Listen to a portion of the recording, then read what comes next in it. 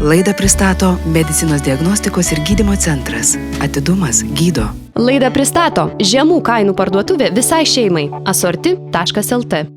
Sveiki sugrįžę po reklamos. Tęsime laidą ir kalbame apie problemą, su kuria anksčiau ir vėliau tenka susidurti visiems tėvams auginantiems mažamečius. Kirminai. Juk žinote, kas tai yra.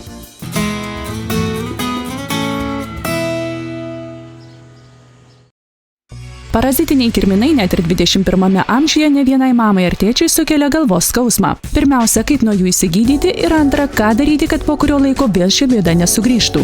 Tačiau čia svarbus vaidmuo tenka tėvams, nes jie turi išugdyti vaiko higienos įpročius. Net ir mažametis darželinukas jau turi žinoti, kad grįžus iš lauko būtina plautis rankas. Prieš valgį būtina plautis rankas. Pasinaudojus tualetu būtina plautis rankas. Taip pat drauskite savo vaikams valgyti neplautas daržoves ar vaisius. Stebėkite, ar jūsų atžala nekramsnoja termiškai neapdorotos mėsos. Tai daugiausiai liečia tokias kirmėlytės kaip spalinukės, kurios yra užkrečiamos žmogus nuo žmogaus. Jeigu vaikas pasinaudojęs tualetu, neplauna rankų, savo užkrėstomis rankomis jisai užneša užkratą ant žaislų, kitų daiktų ir žaisdami vaikai gali tą lygą pagauti. Vaikams būtinai reikia nukirpti trumpai nagučius, nes po jais kaupiasi įvairūs nešvarumai ir kirmėlių kiaušinėliai. Vis dėlto, jei jau įtarėte, kad jūsų vaikas gali turėti kirminų, tuomet įsidėmėkite pagrindinius simptomus, iš kurių jei nepažinsite, tai bent įtarsite, kad parazitiniai kirminai apsigyveno jūsų atžalos organizme.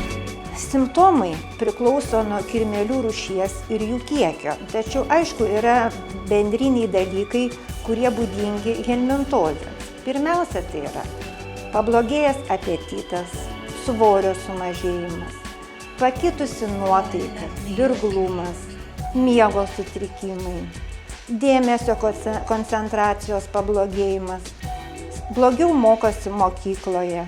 Taipogi įvairios trukmės ir pobūdžio pilvo skausmai.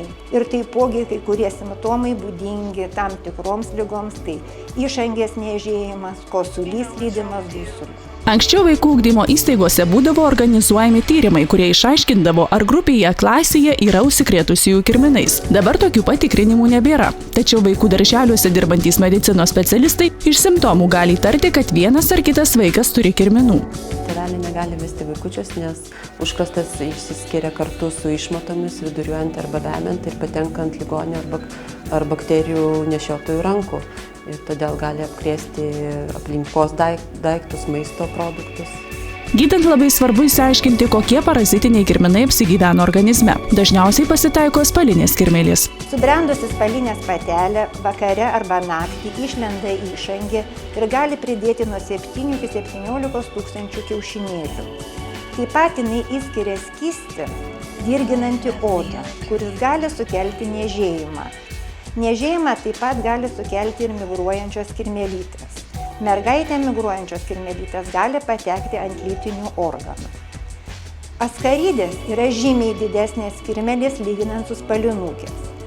Jų dydis būna net iki 20-40 cm ilgio. Subrendusi askaridės patelė per parą gali padėti iki 200 tūkstančių kiaušinėlių. Kita liga pasitaikanti Lietuvoje yra toksokarozė. Tai yra liga nuo šunų kirminų. Šių kirmėlių šeimininkas yra šuo. Patekę kiaušinėliai į dirvą, dažniausiai per neplautas rankas, smėlį, dirvožemį, patenka į organizmą ir taip pat lervų pavidalų yra išnešiojami įvairias sistemas. Gydant vieni tėvai pasikliauja medikamentais, kiti liaudies išmintimi. Yra ir liaudies receptų, jeigu taip namuose ir daromos skiltelės česnako tarkuojamos su pienu geriamos. Įvairių tų būdų yra ir vaistų. Bet pagrindiniai skaitau būdai tai yra rankų švara. Tad prasidėjus šiltajam sezonui, kai vaikai daug laiko praleis lauke, žais smėlio dėžėje, važiuos į kaimus ir glostys ten bėgiojančias kates, būtinai neužmirškite kaskart pakartoti, jog vanduo ir muilas turi būti nuolatinės jūsų vaikų rankučių draugas. Tik taip užkirsite kelią tikrai nedraugiškiems parazitams.